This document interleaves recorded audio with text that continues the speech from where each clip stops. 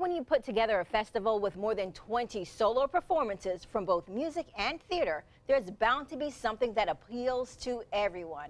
The Sarasolo Festival is back for the third year with an eclectic mix of artists, an artistic director, and solo veteran performer. Ann Morrison is here to tell us all about it and what we can expect this year. Oh, I know. It's fabulous. It's our third year, and we've gotten, over the first year, we had a few people come from out of town, guest artists, and celebrated our community, which was great. And now we've been bringing in more and more people from out of town. So we have 11 people coming in, star performers like Bob Brader, who's a 7-time festival winner.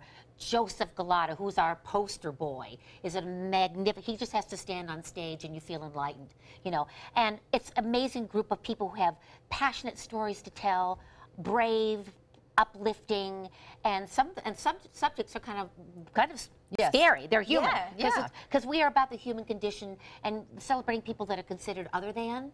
But this year we've got a nice combination of patterns of people performing different ways. We have a comedian, and we brought Paula Broadwater with us today, who's our canary, who is our cabaret performer. And what's fun about Paula is that she has been accomplished as a cabaret performer. She wanted to improve herself. And so she took my cabaret class, wanted to learn to be a better storyteller. And she has created this deliciously fun story about herself and woven it in with all her music. Is quite fun. So yeah, we have a wonderful eclectic group of beautiful performers. I'm just excited about it. Before Paula sings, I want to ask real quickly, tell us about the venue change, because we're doing something new with the festival this year. It's not a venue change, we've added, we're expanded. We've always been at the Crocker Memorial Church. We'll be back there again for a majority of people. We have shows at 1, 3, 5, and 7. But now we're adding a 9:30 show over at the Starlight Room, which is lovely. They're another one of our partners this year. And Paul will be a part of that 9:30 show. We have a stand-up comedian, sort of, and play. It's a combination of that. It's really kind of fun.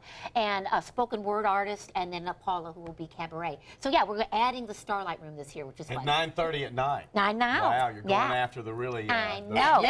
Well, very late crowd. Small minority here in Sarasota. That actually will stay up that late. I know. You did advertise a little adult and edgy at that hour, so something a little fun. Yeah, I would bring the kids.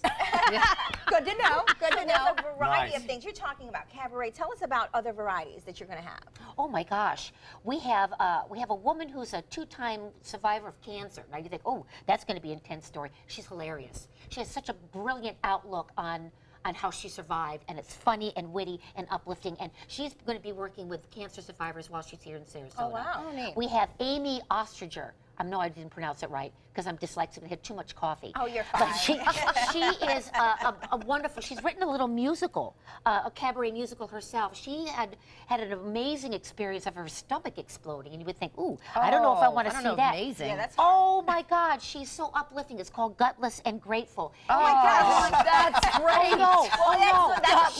great. She is sure beautiful. That's not the comedy? I want the theater kids to come and see her because she is going to wow them and uplift them and change their life. Speaking of uplifting, you mentioned your performer that you brought today. Introduce what she's going to sing, and let's hear a little bit from her. Well, she's going to sing Mobile, because if you hear her accent, I will quote her since she probably won't get a chance to say it, but her accent's a combination of all the designer women put together. All right. Bring it. Sounds good. Let's hear it. Well, take it away.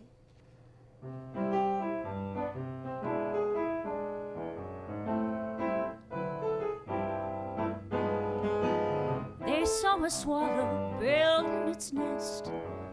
I guess they figured that he knew best, so they built a town around him, and they called it Mobile. Where's that?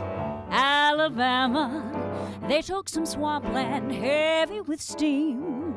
They added people with a dream, and the dream became a heaven by the name of Mobile. Well, pretty soon the town had grown till they had a slide trombone and a man who played piano and a swallow who sang soprano. No use you're wondering where you should go. It's on the Gulf of Mexico, where the southern bells are ringing and the climate's ideal. honeysuckle heaven by the name of Mobile.